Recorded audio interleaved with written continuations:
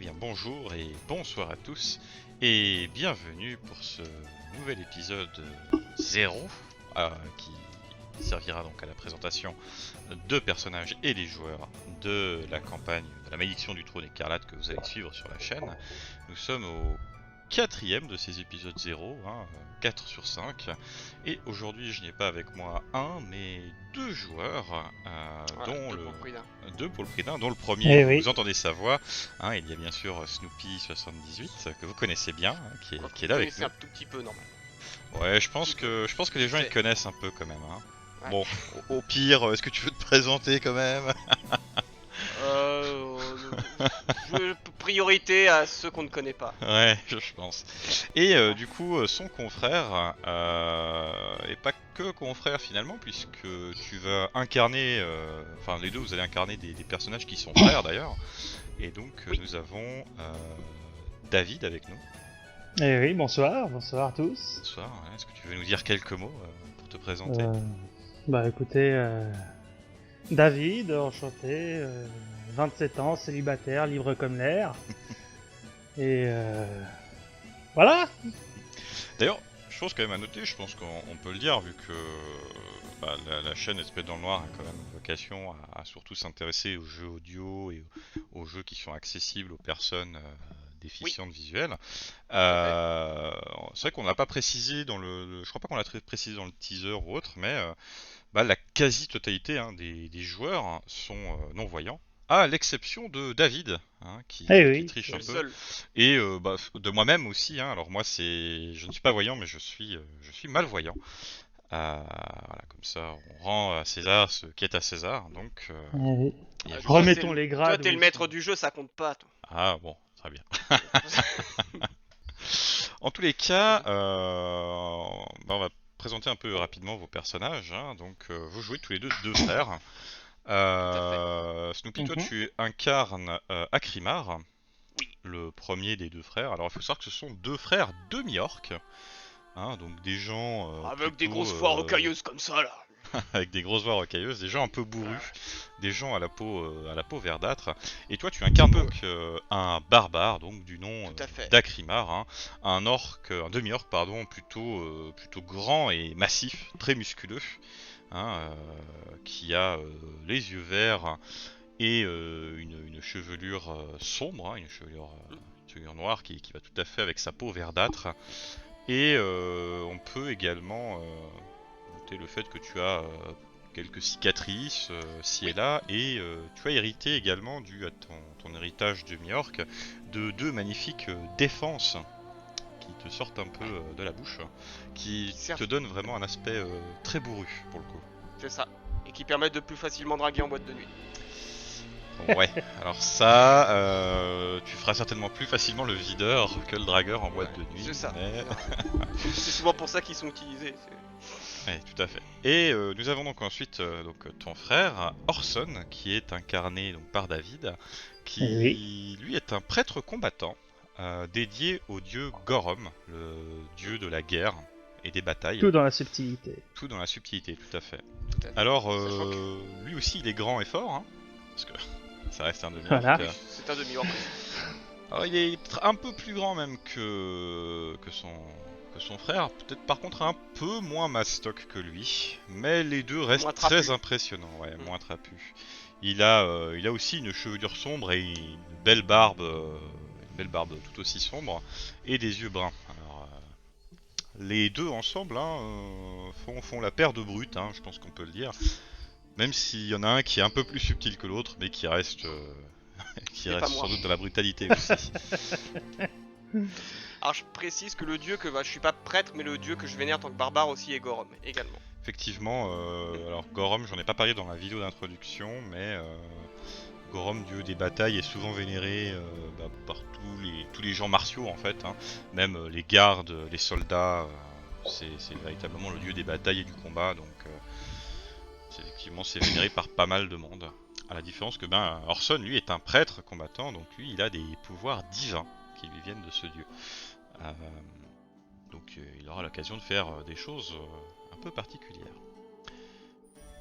Ces deux frères, donc, comme les autres personnages de la campagne, ont eu un grief avec Gaedren Lam, dont on parle beaucoup en ce moment. Et il faut dire que le grief a été que, petits, et ils ont été abandonnés. Et ils se sont retrouvés entre les griffes de ce malfrat. Ils ont grandi à ses côtés, et finalement, il s'est débarrassé de l'un, puis de l'autre. Les deux frères ont pendant longtemps cru que leur autre frère était mort. Hein. D'ailleurs, tous les deux, vous vous êtes sortis de manière assez miraculeuse du passage à tabac que vous a mis Gaedren avant de vous abandonner à son tour. Il vous a concrètement laissé pour mort. Vous avez tous les deux eu une suite de vie relativement différente. L'un a rejoint un groupe de mercenaires, l'autre est devenu garde. Et vous avez fini par vous retrouver de manière hasardeuse lors d'une bagarre de taverne. L'un comme l'autre, vous avez un peu délaissé vos nouveaux foyers respectifs pour vous concentrer sur une nouvelle tâche. Retrouver Gaedren Lam et vous venger de tout ce qu'il vous a fait subir.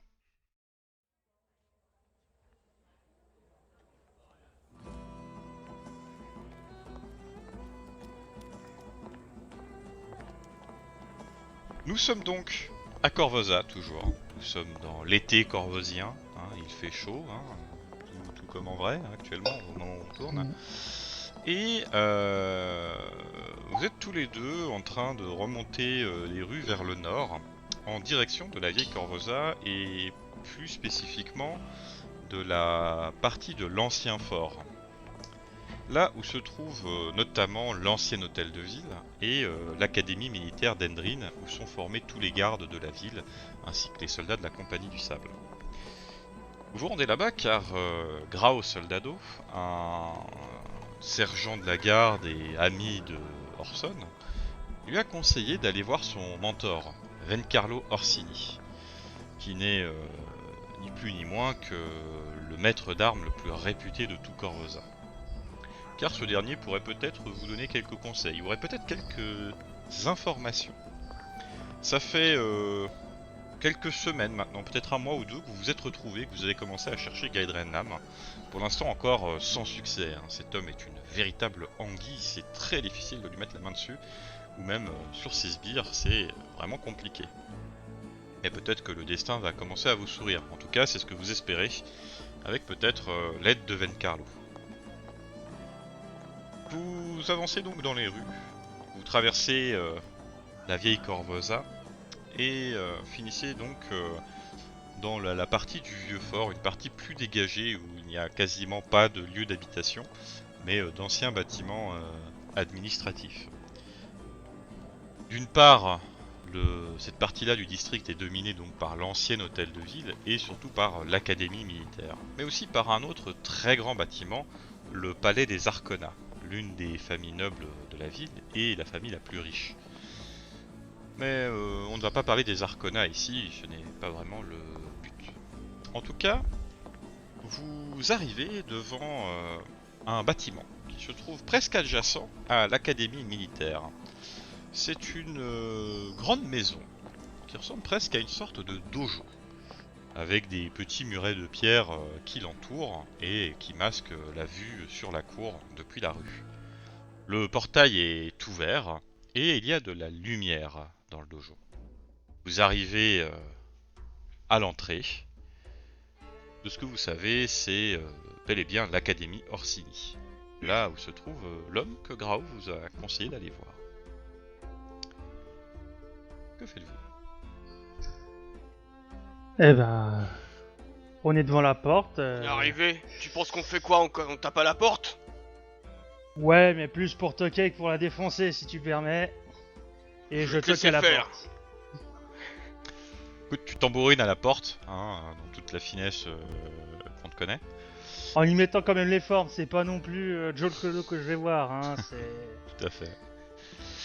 D'ailleurs, vous êtes équipé, en parlant de Joe Clodo, vous êtes équipé, vous êtes armé aussi, donc s'il faut, vous avez ce qu'il faut. Je crois que, de souvenir, toi, Akrimar, tu as une grande hache, Oui, un brister. et un Et brister. c'est 5 javelots dans le dos. Et tu as quelques armes avec toi, effectivement. Hein. Tu es armé jusqu'aux dents. Et des dents aussi, elles sont armées, on peut dire presque. Hein. En quelque sorte. Et toi, de ton côté, Orson, tu avais une épée à deux mains, je crois. J'ai un cimeterre et Un cimeterre. une arbalète légère. Un cimetière à deux mains aussi, hein, je crois quand même. Exactement. Un Oui. grand cimetière, effectivement. Donc tu frappes à la porte. Hein, on est en fin d'après-midi actuellement.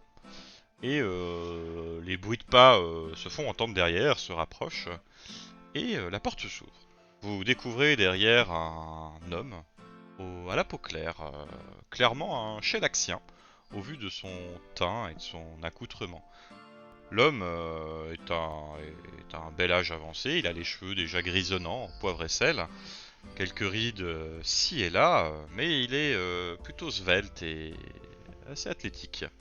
Il est habillé, somme toute, assez simplement, malgré la réputation qu'on lui donne. Hein. Il a une chemise aux manches qui sont assez amples, un gilet sombre, un pantalon tout aussi sombre et de belles bottes qui sont tout à fait adaptées, ma foi, pour le combat. Hein. C'est pas nécessairement de la chaussure d'apparat. L'homme donc ouvre la porte, hein, il vous observe tous les deux. L'aspect, c'est un vétéran, il est grisonnant, tu m'as dit. Juste. Ouais, il est plutôt jeune, hein, clairement. D'accord. Du coup, il vous observe et il fait ah, si. Oui, vous devez être les amis de Grau. Il m'a parlé. Exactement. Ah, je vous en prie, entrez. Ami, je le connais pas. Moi, oui. Il a été mon sergent. Ah, oui, Grau m'a dit que vous devez être Orson, c'est ça. Exactement. C'est quand même un honneur de rencontrer quelqu'un comme vous. Oh, alors. Je dois reconnaître qu'à voir ton regard, tu me fais penser à mon patron. Eh bien, je ne connais pas votre patron. Enfin, peut-être. De qui s'agit-il? Le chef des mercenaires, chasseur de cauchemars. Ah, si, je vois, oui. Ah, les chasseurs de cauchemars, oui, j'en ai pas mal entendu parler, et pour tout vous dire, je leur ai peut-être confié une ou deux tâches par le passé. Mais cela remonte à de très très nombreuses années. Vous m'avez l'air encore bien jeune, je ne suis pas sûr que c'était de votre époque encore. Enfin, je vous en prie, entrez. Du coup, il vous ouvre la porte, hein, il vous invite à entrer dans son académie. Et en fait, la pièce principale qui prend presque toute l'espèce de maison hein, est en fait une grande salle d'armes. Hein, faite pour l'entraînement. Alors vous avez des mannequins d'entraînement qui sont rangés sur les côtés, vous avez des tables avec différentes armes. Alors il y a principalement des lames, beaucoup de rapières, des épées longues, des épées bâtardes. Il y a également quelques boucliers. Visiblement il enseigne tout un tas d'armes différentes. Il y a quelques portes ci et là qui doivent mener sur de petites pièces. Mais pour l'instant, vous êtes dans la grande salle et il n'y a que lui pour l'instant. En tout cas, il n'y a pas d'élèves en train de se battre ou autre. Et donc, il vous fait rentrer, il ferme la porte et il dit alors, Grau m'a dit que vous cherchiez des informations sur Gaidren Lam, c'est juste? Exactement. Ouais, c'est exact. Effectivement, ce Gaidren Lam, j'en entends beaucoup parler. Il se trouve que cela fait des années et des années que cette vermine cause des soucis aux bons gens de Corvosa. J'ai peut-être... malheureusement, j'aimerais avoir des infos à vous donner, mais force est d'admettre que même pour moi, cet homme est une véritable anguille. J'ai peut-être une piste, mais je ne suis pas certain que cela vous mènerait à Gaidren et... Cela pourrait peut-être tout de même vous servir. Toute information est bienvenue.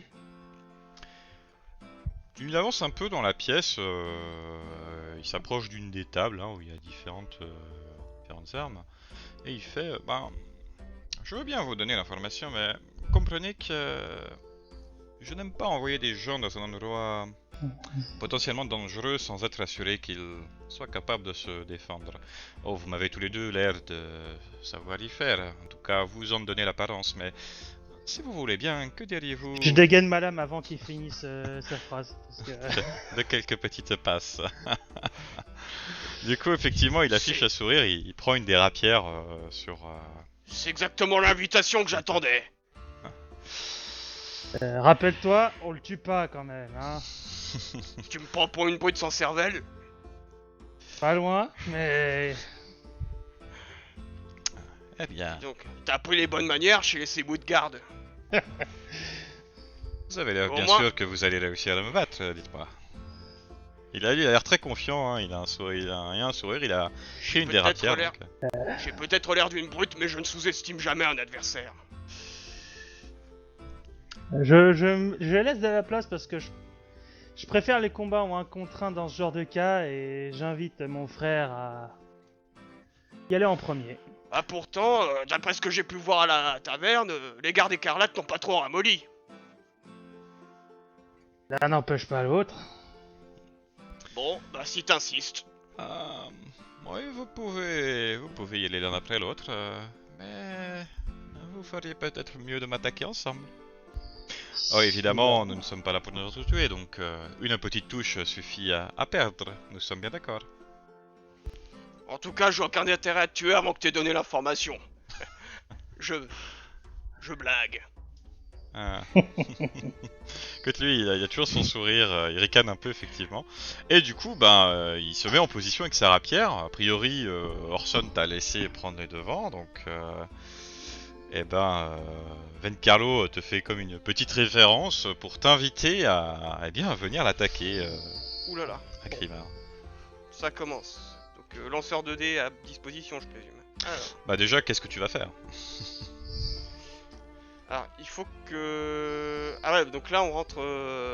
Bah là théoriquement on rentre en combat là en fait alors. C'est ça, donc là vous êtes... lui il s'est replacé un peu dans le milieu de la pièce, donc vous êtes dans ces salles d'entraînement. Hein. Vous êtes séparés d'une petite distance, hein. Vous êtes à environ 4 mètres de distance. Donc il est pas très loin, il a sorti sa rapière, il t'a mis en garde et il s'est mis en position. Alors là c'est plus dans les choix de mouvement finalement, soit d'abord d'avancer vers lui avant d'attaquer ou de... Alors effectivement, tu as plusieurs possibilités. Hein. Tu pourrais évidemment choisir de te la jouer défensive. Hein. Donc pour les actions, vous disposez tous d'une action de mouvement et d'une action simple qui peut vous permettre à faire différentes actions, hein, notamment comme s'avancer et frapper. Tu as également là la possibilité de le charger. Qui va te donner un bonus à l'attaque, mais un malus derrière à ta classe d'armure, donc tu seras plus facile à toucher. C'est quand même un vétéran chargé comme une brute. Enfin, mon personnage il a quand même été, entraîné par guerrier, des mercenaires, mais- par des mercenaires qui étaient quand même qui avaient des vétérans dans leur lot et dans leur rang pardon. Et il sait quand même, j'ai quand même appris que à reconnaître quelqu'un qui s'y connaît et chargé comme une brute, il va être capable de m'anticiper quoi. Peut-être. Et du coup, ce serait plus raisonnable de jouer sur une tactique d'approche, d'analyser un peu la situation, plutôt que de charger comme un abruti sans savoir ce que je fais. Très bien. C'est toi qui vois. Mm. En tout cas, quelle arme vas-tu dégainer? La hache à deux mains. Tu sors donc ta hache à deux mains, très bien. Lui, il t'attend toujours. Quelle approche vas-tu choisir? Parce que là, on est d'accord que là, il est pas à ma portée là. Là, il faut que tu t'approches de lui. Là, il y a à peu près 4 mètres entre vous. Après, tu as largement la possibilité de t'approcher et d'essayer de lui mettre un coup. C'est ce qu'on va faire. Très bien. Tu ne charges pas donc. Tu Non, t'approches, je on va charge dire, prudemment, en faisant un peu attention. Et tu t'approches de lui. Très bien. Tu t'approches donc, tu t'approches donc de lui en essayant de faire un peu attention. Tu t'attends effectivement, de ce que tu en sais, de ce que tu as entendu, c'est un vétéran chevronné. Donc, Oui. tu t'attends à ce que ce soit peut-être pas si facile si simple que ça. En tout cas, tu Je, t'approches je, et tu vas essayer de te taper. je me décale vraiment pour me mettre un peu entre les deux, mais à distance pour vraiment Ouais. observer la zone quoi. Très bien. Du coup, tu vas pouvoir effectivement me faire un jet d'attaque avec ta hache. Ça va être un jet normal. Donc tu vas me lancer un D20. Tu pourras déjà me donner le résultat de celui-ci. Ensuite, aller voir dans le résumé de ta hache le bonus d'attaque que ça te donne. Profite Alors de attends, ta- alors, donc là c'est un des 20 là, c'est ça? Tout à fait. Attends, si je me trompe pas, si je lis le résultat correctement, je crois qu'il a fait 1. Ah, c'est possible. Donc tu as lancé un D20 et tu as fait... Un. Bon. Effectivement, tu t'approches, tu te dis, t'es prudent, tu te dis que tu es allé, je te demande même pas ton bonus, puisqu'un 1 c'est un fumble, hein, c'est un échec automatique. Et du coup, tu t'approches en fait pour aller le frapper, hein, l'attaquer, essayer de lui mettre un coup de hache, alors peut-être pas avec le tranchant de la lame, parce que le but c'est pas de le tuer, mais en tout cas d'aller lui mettre avec le plat ou autre, hein, dans ce genre de combat, c'est comme ça que ça se fait. Et tu t'approches de lui, t'essaies d'être prudent, tu te dis là c'est un ennemi, c'est un vétéran, faut que je fasse attention, j'y vais prudemment. Tu t'approches et peut-être que tu te dis que t'as été un peu trop prudent, parce que finalement t'es tellement focalisé sur son jeu de jambes éventuel, sur ce qu'il pourrait faire, en fait que tu oublies complètement de regarder ce qu'il fait avec sa rapière. Et alors lui il va profiter d'une capacité spéciale de classe que lui possède, puisqu'il est une classe Bretter. Il a une petite capacité qui s'appelle parade et riposte. Donc en gros, en dépensant certaines ressources qu'il a, il va pouvoir tenter de faire un jet d'attaque en même temps que toi. S'il parvient à faire un score aussi élevé que le tien ou plus haut, il part en attaque et il peut ensuite riposter. Très dur. Ça va pas être très dur effectivement. Je vais faire son jet quand même parce que sait-on jamais s'il fasse un 1. Alors non. Il n'y arrive pas, donc effectivement, hein, tu fais pas trop attention, tu essaies d'aller lui mettre un coup. Il va bloquer ta hache, malgré tout massive, avec sa rapière. Et avant que tu aies le temps d'un peu trop comprendre ce qui se passe, il va enchaîner avec un coup pour essayer de te toucher, simplement. Tu as combien en CA, en classe d'armure? 16 contre... Il y a 16 qu'on se dit 16 contient une formule, je me rappelle plus trop de ça. Oui, c'est 16, très bien. Donc C'est ça, effectivement, 16. alors tu as 16 en classe d'armure, donc il fait sa riposte, hein, il te touche sans trop de difficulté, alors il te met presque plus un petit coup, il va te mettre quand même un coup de destock, mais lui il a pris une rapière d'entraînement, donc il y a une petite boule au bout, c'est pas du tout perforant, mais en tout cas il y a la touche. Et ça c'était que ton action, donc maintenant c'est à son tour de jouer, malgré qu'il t'a touché, il continue dans son élan, il fait un petit pas pour passer presque derrière toi, il va faire une deuxième touche, hein, et là il va te mettre le petit coup de fouet presque sur les fesses, dans le bas du dos avec la rapière, hein, ça fait un petit clac, ça te fait avancer un peu en avant, et du coup il fait eh bien, éliminé, et il se tourne vers Orson en se remettant en position. Sachant que si tu veux, si tu décides que t'es pas éliminé et puis que tu veux essayer d'attaquer dans le dos, t'as le droit. C'est pas très classe. C'est pas très classe. Mais en tout cas, t'as été prudent, mais tu t'es fait avoir comme un bleu. Donc, Orson, après oui, c'est à ton tour d'attaquer. Écoute, j'ai vu ce qui s'est passé et avant de l'attaquer, donc je me mets quand même en garde hein, parce que je suis pas fou, mais je vais me lancer un sort. Je vais lancer assistance parce que je pense pas que j'ai de cap avec moi.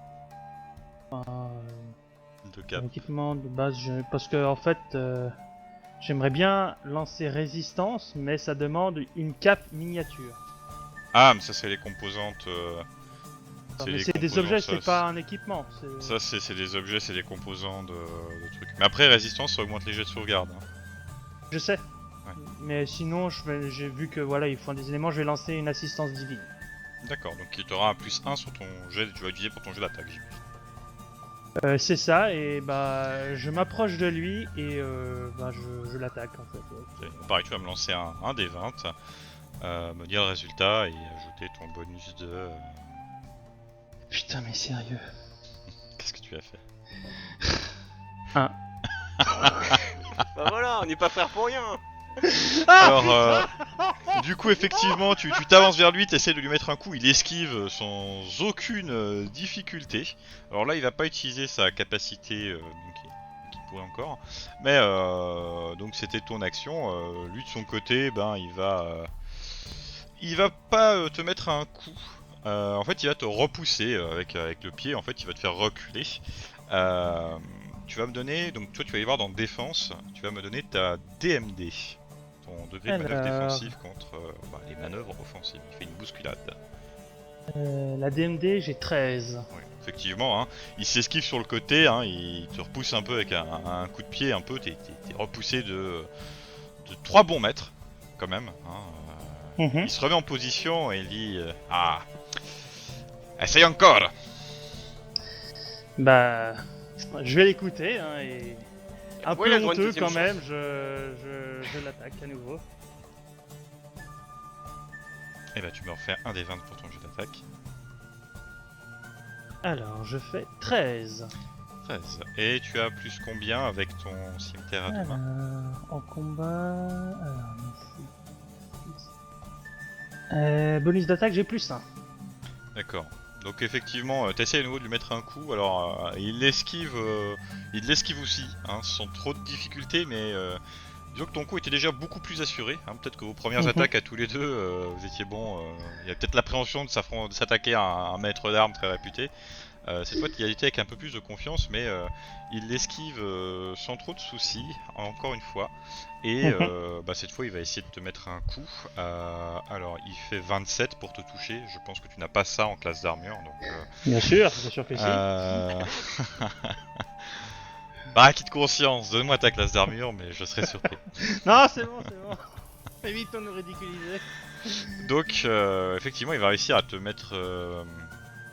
La petite touchette avec la rapière, hein, et toi aussi tu es pris. Il se recule de quelques pas, alors que vous vous retrouvez un peu les deux côte à côte. Après, vous êtes pris votre petite branlée, si on peut dire.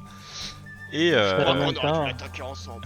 il se remet en position Je pense et il pas dit que ça aurait changé grand et il chose. dit, eh bien, Essayons s'il est essayez, d'accord. essayez, bien sûr, avec plaisir. Eh ben... Allez. Lequel de vous deux il va en premier? c'est vrai que je suis un petit je le peu vénère, regarde parce que je pense qu'on a une sorte de... On se connaît maintenant. Vous Est-ce qu'on connaissez a un déjà peu. combattu un peu ensemble? Vous avez pas trop eu l'occasion de vous battre vraiment Pas eu ensemble. l'occasion encore. Ok, ouais, donc... Bah écoute, si t'es vraiment motivé, toi, tu t'avais prévu le charger, du coup, c'est ça? Là, je suis un peu vénère et je pense que je vais le charger. Là, j'y peux rien. Là, Bah, moi, je vais... Vu que je vois mon frère assez déter, moi, je vais plutôt partir pour le contourner et pas le charger directement. Je vais D'accord, plutôt tu vas l'attaquer pas sur aller le le prendre en flanc. tenaille, ouais. Très bien. C'est ça. Ok, bah du coup, on va commencer par Akrimar. Donc tu vas faire une charge, donc ça va te prendre tes deux actions. Hein. La charge est une action complexe. Ok. Ça va te donner un bonus à l'attaque de plus 2. Et on va voir un peu ce que ça donne. Du coup, je t'en prie, vas-y. Un des 20. Un des 20 pour ton jeu d'attaque, déjà, on va voir ce que ça donne. 7. Alors du coup, lui, il voit que tu t'élances, hein, il se met en position, lui va tenter à nouveau une parade, riposte. Du coup, 7 plus 2 avec la charge, ça te fait 9, plus tes 9. bonus éventuels que tu as. Malheureusement, je pense que ça ne sera pas assez. Alors, quand H plus 4, un des 12. Ah ouais, tu as plus 4 pour toucher. 4. Donc tu as fait 7, tu as plus 6 avec le bonus de la charge. Ça te fait donc une touche à 13. C'est donc malheureusement insuffisant pour le toucher. Lui, on va donc tenter une parade. C'est un critique potentiel. Donc ça touche automatiquement et donc il va effectivement parer ton attaque. Alors que tu le charges. Hein, une très belle parade. Il va essayer par contre de te remettre donc un coup pour faire la touche. Mais cette fois, il va te rater de peu. Et du coup, donc ça c'était toujours ton tour, hein. Ça c'était une réaction que lui il a grâce à ses capacités. Et donc toi tu arrives Orson de l'autre côté, tu vas pouvoir l'attaquer et toi tu vas bénéficier d'un bonus de tenaille parce que tu prends l'adversaire à revers vis-à-vis de ton compagnon. Donc tu vas avoir un bonus de plus 2 sur ton jet d'attaque également. D'accord. Alors... Bien 18 18, donc tu avais, rappelle-moi avec ton cimetière, plus plus combien? 1 et plus 2, du coup ça fait 21. Ça fait 21. Eh bien écoute, tu frôles, tu es quasiment sûr d'avoir touché peut-être une de ses manches, il y a des manches un peu amples, tu le frôles de pas grand chose, mais lui, il esquive de peu, malheureusement tu ne l'as pas touché. Vous êtes du coup les deux aux prises avec lui, hein, il est pris en tenaille, et du coup coup, toujours avec un sourire aux lèvres, il va jouer de sa rapière et cette fois il va se donner à fond puisque lui avec son niveau il a le droit de tenter plusieurs attaques et il va tenter des désarmements. Il va essayer de vous désarmer tous les deux. Mhm. Alors il va commencer par Orson qui vient d'essayer de le toucher de pas loin. Ta DMD tu avais 13 tu m'as dit. C'est ça.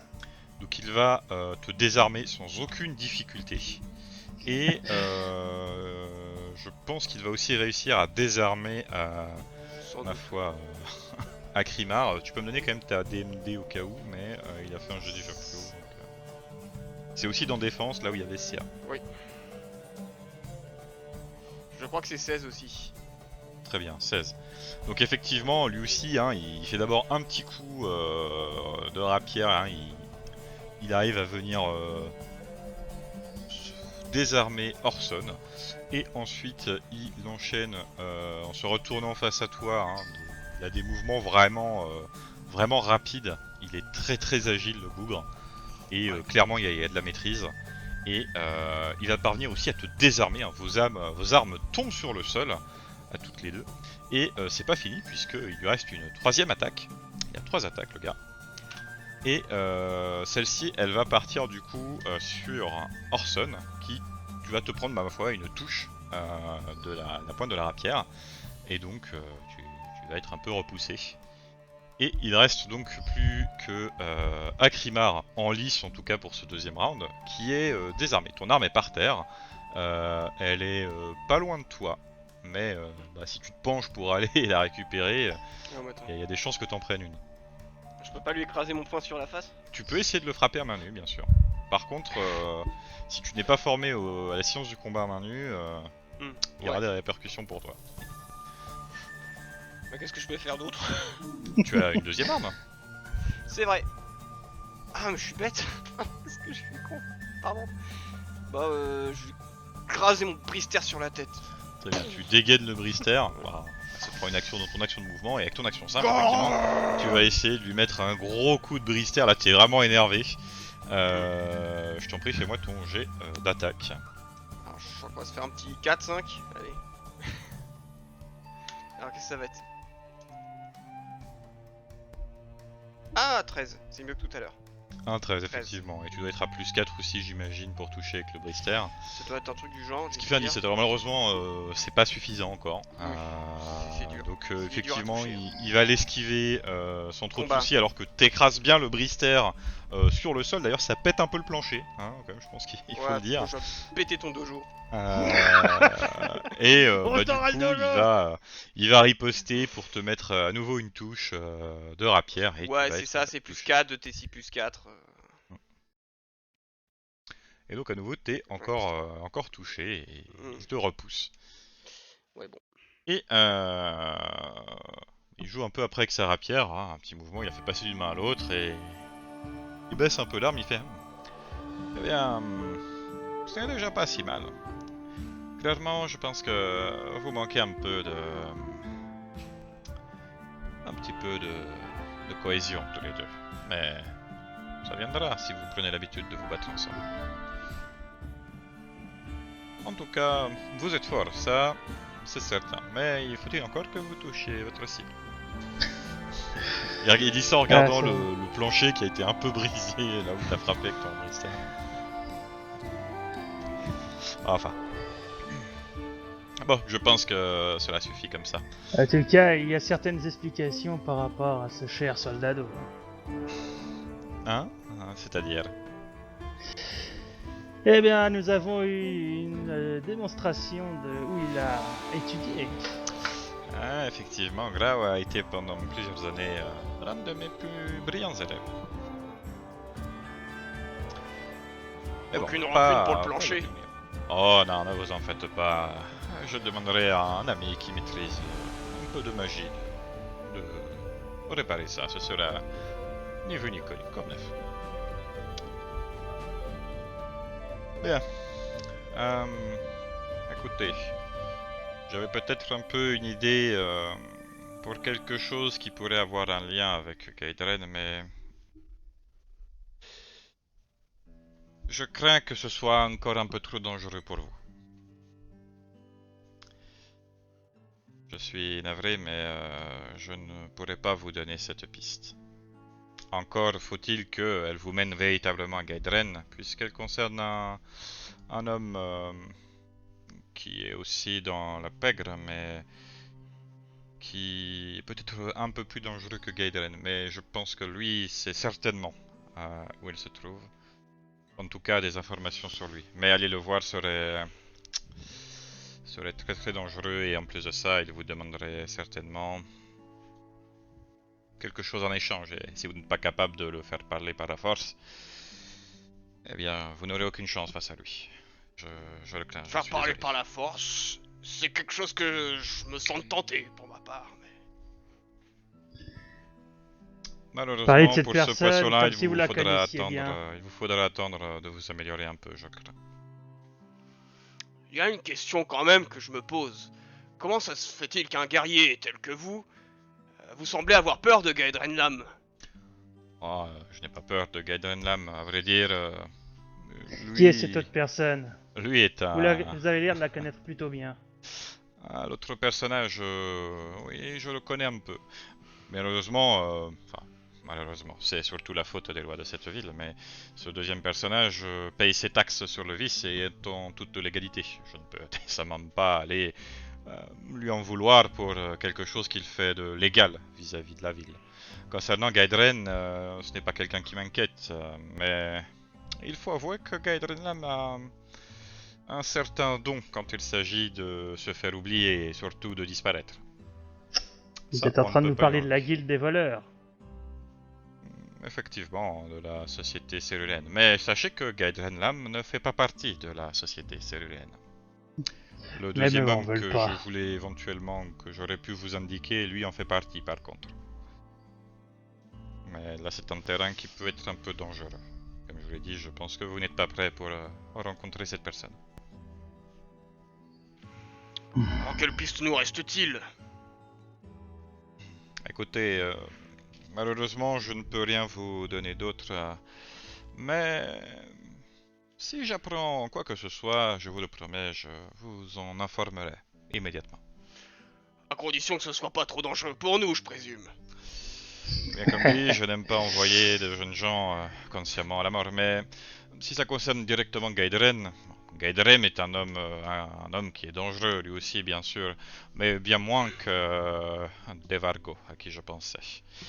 Mais bon. Tu les vois ces cicatrices? Une raclure Je te comme crois. lui doit Je te crois quand tu toute dis la qu'il est ville au dangereux. cul. Mm. Très franchement, la personne que vous ne voulez pas nous indiquer doit forcément avoir une dent contre lui aussi. Si on y va pour lui, je pense que il sera prêt à nous aider. Hmm, Ou en tout cas, à nous parler. c'est possible, mais... Non, je pense que vous n'êtes pas prêt pour Devargo. La vraie. En tout cas, il n'a pas l'air de vouloir céder sur ce point-là. Vous savez pas trop qui c'est ce Devargo, mais a priori, le maître d'armes Van Calo doit penser que vous n'êtes pas prêt pour aller le voir en tout cas, et vous sentez bien que ça l'embête un peu, mais Bon. qu'il vous dira pas, Ouais. pas où. Et là, j'espère qu'il sent que ça nous embête bien aussi. On a au moins son nom. Ouais. Peut-être que quelqu'un d'autre parlera plus facilement. Ah oui, mais si Aussi, vous oui. arrivez à trouver, effectivement, vous avez son nom. Si vous savez où chercher, vous pourrez effectivement le trouver, mais je vous déconseille d'aller le voir pour l'instant. Après, vous êtes libre de faire ce que vous voulez, si vous réussissez à le trouver d'autre part. Mais... Vous voyez qu'il s'arrête un peu, il vous observe. Et d'un coup, il plisse un peu les yeux. Il a l'air un peu surpris. Et il affiche après un petit sourire. Mais je pense que vous allez peut-être avoir d'autres nouvelles prochainement, même très très bientôt. Et que... Ouais, j'ai comme un sentiment qu'une piste va s'offrir à vous. Il a à nouveau un sourire un peu énigmatique. Vous savez pas ce qu'il a vu, il a l'air d'avoir remarqué quelque chose en tout cas. Mais vous avez rien remarqué de particulier. Très bien. Eh bien... Même si nous repartons avec un seul nom, merci pour la leçon. Eh bien, comme dit, si je trouve d'autres choses qui me sembleront plus à votre portée, je vous contacterai. Et puis, à l'occasion, si Toujours vous un voulez... plaisir de rencontrer un guerrier. Enfin, Sur ce largement à la point-là, hauteur. c'est clair. Si à l'occasion vous voulez essayer d'améliorer un peu vos compétences aux armes, n'hésitez pas à venir, je vous dispenserai quelques cours avec grand plaisir. J'y penserai. Moi aussi. En tout cas, j'espère que vous êtes moins dur avec vos élèves que nous. Ou en tout cas, ça expliquerait pourquoi ils ne sont pas là. Eh bien, non, mes élèves arrivent un petit peu plus tard. Beaucoup travaillent de la journée, je dispense surtout les cours le soir. D'ailleurs, les premiers ne devraient pas tarder à arriver, à moins que vous vouliez rester pour observer ou participer un peu, mais quelque chose me dit que vous avez sans doute mieux à faire. Oui, Ouais. et- Là, il a à nouveau ce sourire un peu Si énigmatique. tu l'as dit, ouais. Et surtout, il vous fait un petit signe, n'oubliez pas de vérifier vos bottes en sortant.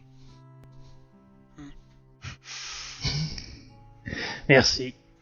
Bah, Ça vous je semble un peu ramasse, bizarre, hein, ce qu'il vous Oui, dit là, bah mais... oui, non, c'est... Vérifiez vos bottes en sortant. C'est vrai que c'est un peu... c'est- Ouais. Est-ce qu'on a enlevé nos chaussures Non, non, pas en du tout. entrant Non, non, rien. Ah bah... Bah écoute, je ramasse mes affaires, hein, donc mon cimetière, et en sortant, bah je fais... Je ziote quand même le sol, parce que bah mes bottes, voilà. Je suis pas complètement con non plus, je pense qu'il y a quelque chose au sol qui nous attend. Bah écoute, tu regardes par terre, hein, Non, mais vers tes pieds, mais je veux dire. en sortant, quoi. En Voilà, sortant, ouais. oui, oui, bah tu regardes. Et effectivement, tu remarques que t'as un petit truc qui est fiché, en fait, tu sais, dans ta botte, en fait, entre ta cheville et ta botte, comme si on t'avait glissé un bout de papier.